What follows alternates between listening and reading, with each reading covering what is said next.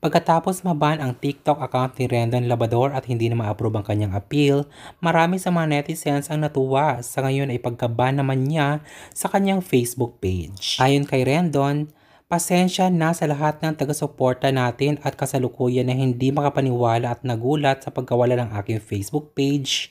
Nagpapasalamat ako sa mga taong naniniwala at nagpadala ng mga mensahe ngayon. Dahil na rin siguro sa mga violations na gawa ni Rendon Labrador at sa mga pagmumura niya sa mga celebrities na hindi niya nagustuhan tulad ni Ayon Perez, Vice Ganda at marami pang iba. Marami sa mga netizens ang naiinis kay Rendon Labrador sa tuwing siya ay nambabatikos ng mga celebrities na hindi naman siya pinapakialaman. Nasobra na siguro siya sa kanyang content at hindi na niya naisip ang community policies ng Facebook at TikTok kaya siya naban ng mga ito. May mga kailangan kasing sundin na community standards violations kasi sa Facebook at TikTok pati na rin sa YouTube.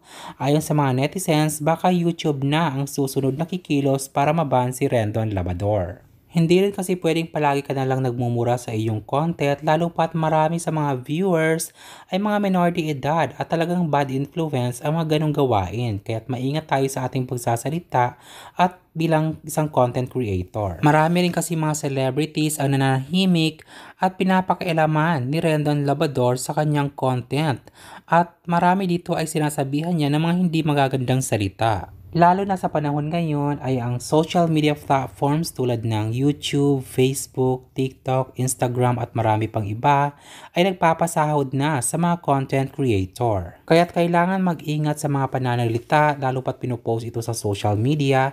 Kailangan kasi ay advertisement friendly ang inyong content. Ano ang masasabi nyo sa video na ito guys at ang nangyari kay Rendon Labrador? Mag-comment na at mag-subscribe at i-click ang tiny bell button para palagi updated dito lamang sa Short Video 1. Thanks for watching!